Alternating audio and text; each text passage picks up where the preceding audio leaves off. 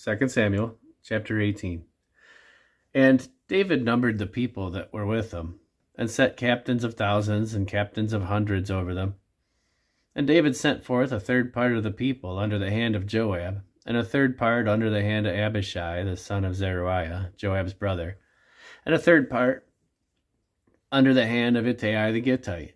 And the king said unto the people, I will surely go forth with you myself also. But the people answered, Thou shalt not go forth, for if we flee away, they will not care for us. Neither if half of us die will they care for us. But now thou art worth 10,000 of us. Therefore, now it is better that thou succor us out of the city. And the king said unto them, What seemeth you best, I will do. And the king stood by the gate side, and all the people came out by hundreds and by thousands. And the king commanded Joab and Abishai and Ittai, saying, Deal gently for my sake with the young man, even with Absalom. And all the people heard when the king gave all the captains charge concerning Absalom. So the people went up into the field against Israel, and the battle was in the wood of Ephraim, where the people of Israel were slain before the servants of David. And there was a great slaughter that day of 20,000 men. For the battle was there scattered over the face of all the country, and the wood devoured more people that day than the sword devoured. And Absalom met the servants of David, and Absalom rode upon a mule, and the mule went under the thick boughs of a great oak, and his head caught hold of the oak, and he was taken up between the heaven and the earth, and the mule that was under him went away. And a certain man saw it, and told Joab, and said, Behold, I saw Absalom hanged in an oak. And Joab said unto the man that told him, And behold, thou sawest him, and why didst thou not smite him to the ground? And I would have given thee 10 shekels of silver and a girdle. And the man said unto Joab, Though I should receive 1,000 shekels of silver in my hand, yet would I not put forth my hand against the king's son. For in our hearing the king charged thee and Abishai and Ittai, saying, Beware that none touch the young man Absalom. Otherwise I should have wrought falsehood against my own life. For there is no matter hid from the king, and thou thyself wouldst have set thyself against me. Then said Joab, I may not tarry thus with thee.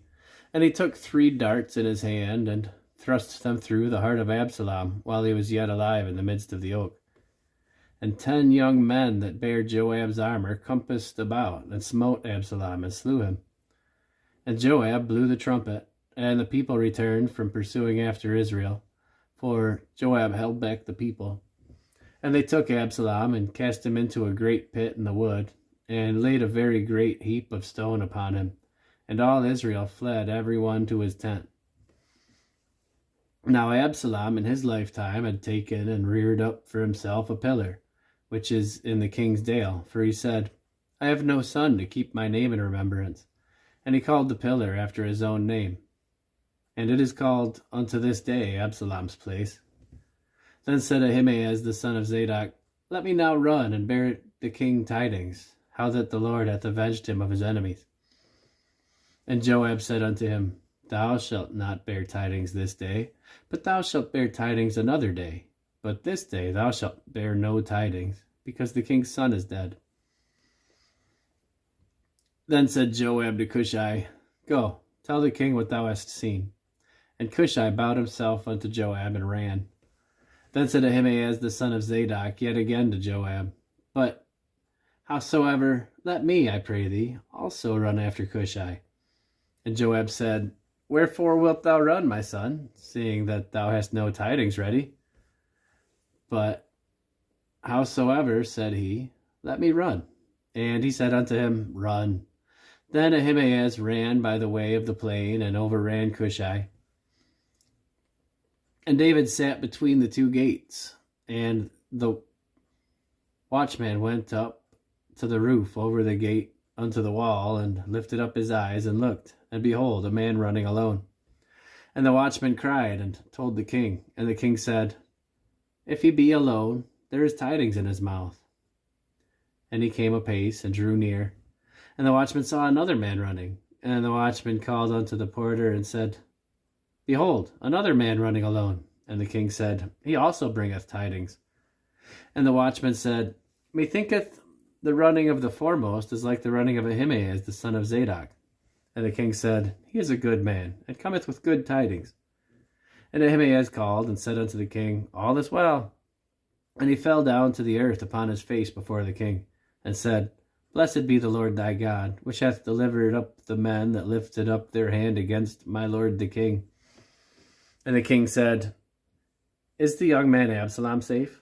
And Ahimaaz answered, When Joab sent the king's servant, and me thy servant, I saw a great tumult, but I knew not what it was. And the king said unto him, Turn aside and stand here. And he turned aside and stood still. And behold, Cushai came. And Cushai said, Tidings, my lord the king, for the Lord hath avenged thee this day of all them that rose up against thee. And the king said unto Cushai, Is the young man Absalom safe? And Cushai answered, The enemies of my lord the king, and all that rise up against thee to do thee hurt, be as that young man is. And the king was much moved, and went up to the chamber over the gate, and wept. And as he went, thus he said, O my son Absalom, my son Absalom, would God I had died for thee, O Absalom, my son, my son.